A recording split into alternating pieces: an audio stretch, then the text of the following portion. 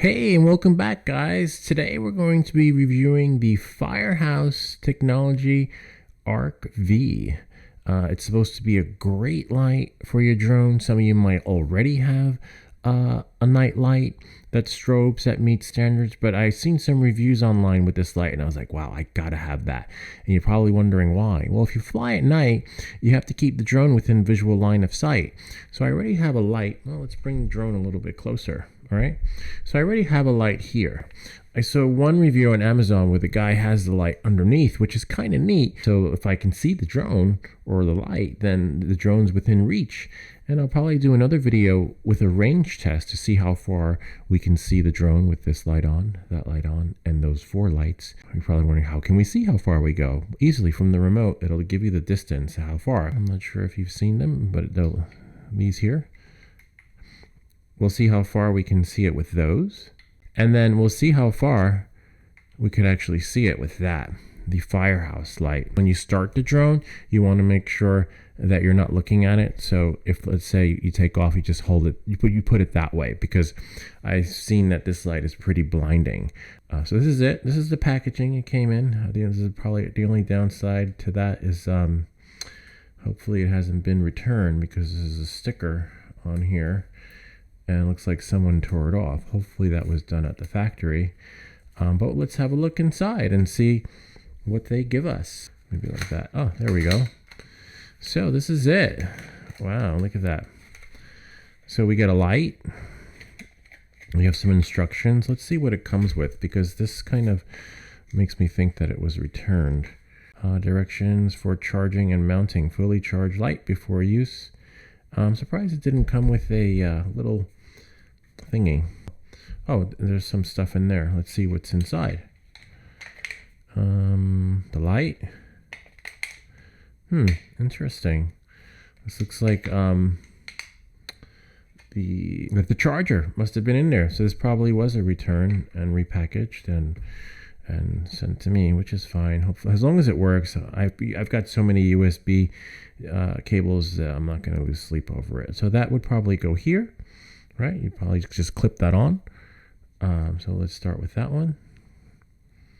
Actually, let's see if the light works, because being that it looks like it must have been okay. That's one. Well, that's weird. I just pressed it. So it's flashing. That's double flash. I noticed the button gets stuck. You see when I press it. See? Wait for it.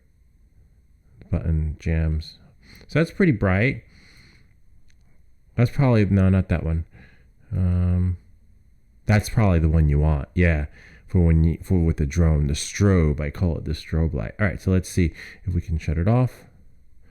Well, the button jams, but that's okay. I could live with that. All right, so now sometimes they're a real pain. Voila. So that one will most likely go here. I'm gonna put that one there, make sure it just lines up. It's similar to the I don't know if you've seen the Gorilla Glass experience I had. This one you really do get one take. All right, so it's pretty good. Let's see what we have here. That's the button, which jams occasionally. This is probably the cover where you put your charger thingy. Apparently I don't have one, but I'll just take it from something else. And I'm debating whether to put it there, right? I already have one here, okay? So I'm thinking which one, put this one here or swap it with the Lume Cube. I kind of like the Lume Cube at the top because it just does its magic, and then the shape is not so square or rectangular. So let's see, do we put it there or do we put it underneath? We could probably put it at both, right? So let's take this thing off. To take this off, if you have that sometimes. And then we'll put the drone there. Voila. So now with this, let's see if there's there's plenty of room. Look at that.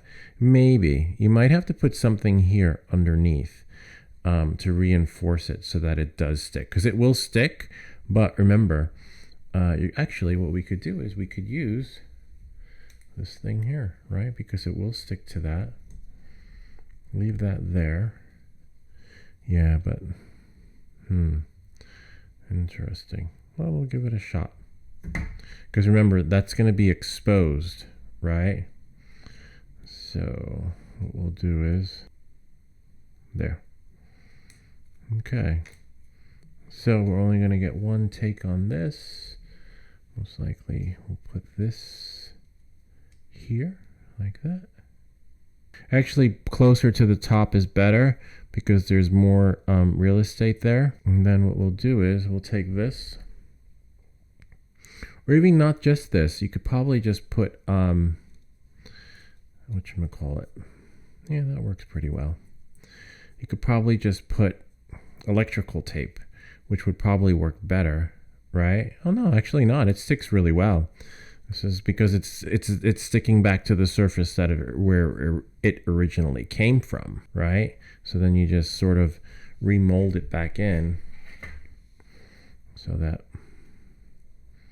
it's actually sticking on the parts where it's supposed to. Just pressure it. So this thing came in handy. So that's pretty good because look, it's this part from here. Oops, let me just see if now it's pretty much on there. From here to here, it's got adhesive. From there to there, it's adhesive. From there to there, it is, which is great. The only downside is turning it on because you don't get, see, you have to press it many times. So the button has a little bit of a glitch. But that's okay. We can live with that. One, nope. Wow, this is pretty strong if you ask me. This isn't coming off. Wow. Yeah, so that's not coming off, which is great. It's really on there. But again, you want to reinforce it so that it actually does stick to the surface, because I can see how if you're taking it on and off, that's not going to be on for very long. So you might want to buy extra one of those. But let's see, back to the light. The only downside is the button. See, now it jammed. To turn it off, you just hold it and it shuts off, which works well. And then you decide which side you want the button to be on. For me, I think maybe I'll have the button here on that side. And again, before I take off, I'm going to make sure that there's tape on here to just reinforce it. But as you saw, I tried pulling it off and it's not coming off, like literally. Unless you, oh, that's nice. So in order to take it off, you just twitch it, right? Do like that, and then that pretty much will give you the experience you need to remove it. It's pretty much stuck there. Okay, so that goes like that. It's on there. It's not coming off, but twist it if you want to remove it. And to turn it on, so you just can't close the legs when you want to store it. You would have to take off the light, but that's pretty much on there. For me, I like the strobe because that's pretty bright. Oh yeah, I like the bright, because remember, I'm going to do a range test with the strobe light. Be nice if the button actually worked when you pressed it. That's the only downside. Even though someone had mentioned that, see, I'm pressing it, that, oh, the Lume Cube, you have to click it. This is bad. If anything, worse. Ah, there we go. That's the one we want. Let's see. See that? It's pretty blinding. But remember, it's not to blind you. You want to have the experience of using this light so that you can keep your drone within the visual line of sight. So let's say, for example, it will be on the drone. Let's put it on the drone and see. There. So that's the strobe light that we want. So let's see how it looks from there. Wow, that's pretty good. I could see it reflecting in the night, but remember, we want to be able to see the light so that we can increase our flight distance by keeping the drone within visual line of sight. So for sure, from the bottom, it's pretty good, because that's where you'll be seeing it too, from a distance. But it'll be even brighter if we put it right there where that blue sticker is, which I'll probably do next time. And we'll do a review video of how far we can actually fly with this drone when it gives us the increased visual line of sight with this Firehouse technology light. So I hope this video helped you when trying to make a decision for which strobing night light to get for your DJI Mini 3 Pro. Feel free to leave your questions, comments, and suggestions down below. And I'll see you all next time.